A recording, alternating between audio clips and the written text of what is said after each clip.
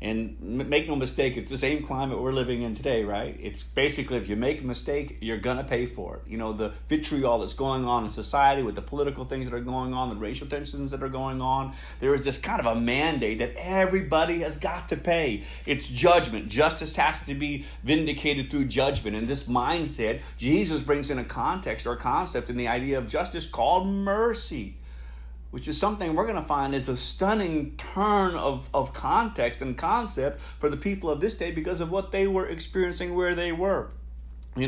Judgment is driven by the concept of justice. You do wrong, you must pay. That's just the natural sense of justice, right?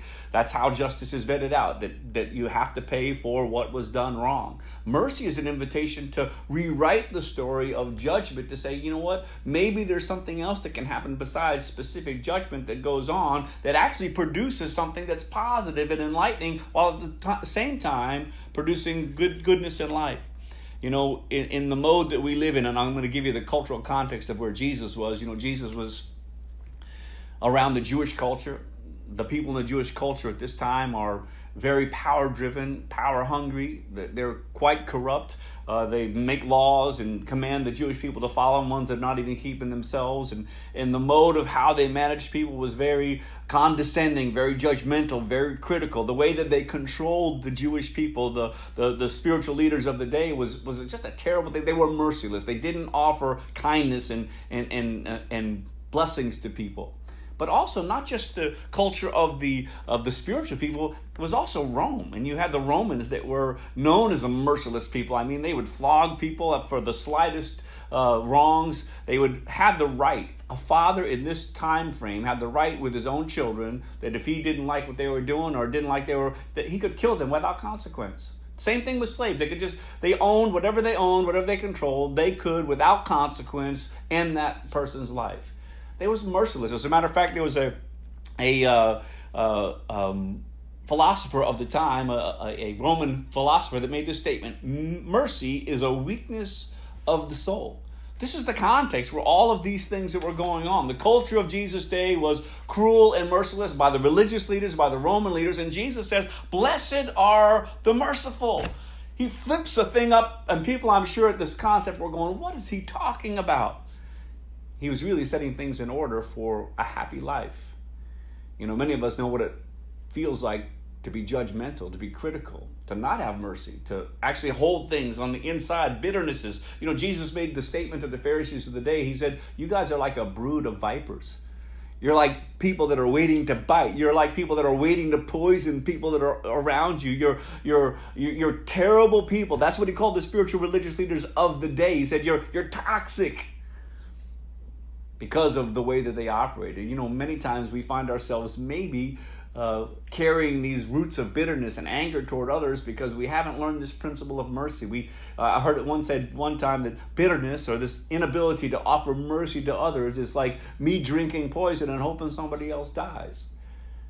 Jesus says, listen, I want to teach you how to be happy. I want to teach you how to live happy. So Jesus comes and he sets things in order. We have a beautiful picture of one of the ways that Jesus showed us. He just didn't teach it. He actually practiced the principle of mercy in such a great way. There's a great story of these Pharisees, these evil men that were always trying to trick Jesus. Jesus was an honorable man that taught the principles. He exemplified the very nature and character of God. The Pharisees were always trying to catch him in a trap. And there's a story in John 8 that goes like this. They all went home, but Jesus went to the Mount of Olives, and at dawn he appeared again at the temple courts, where all the people gathered around him, and he sat down to teach them. The teachers of the law and the Pharisees brought a woman caught in adultery. They made her stand before the group and said to Jesus, "Teacher, this woman was caught in the act of adultery." Now here we see someone that's caught.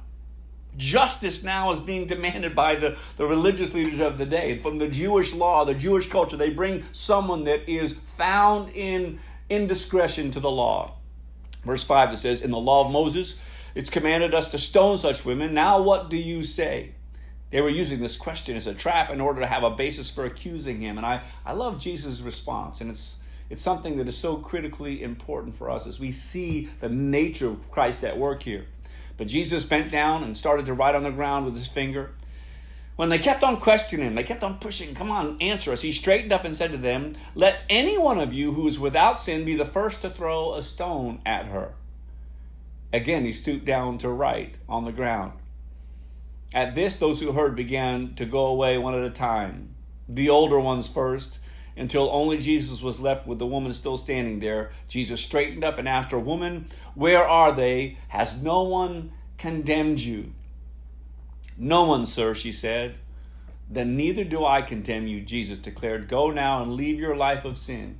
It's very interesting, right? The only one that actually was justified to judge was Jesus. The only one who had lived perfect at this stage and was a righteous person to have the capacity to judge had to go to all of these people that really, honestly, were in the same position as this woman, because, all of us have this tendency. We see other people's indiscretions. We see other people's failures and we go, look how bad they are. And many times we highlight other people's failures so that we don't have to pay attention to the failures of our own lives.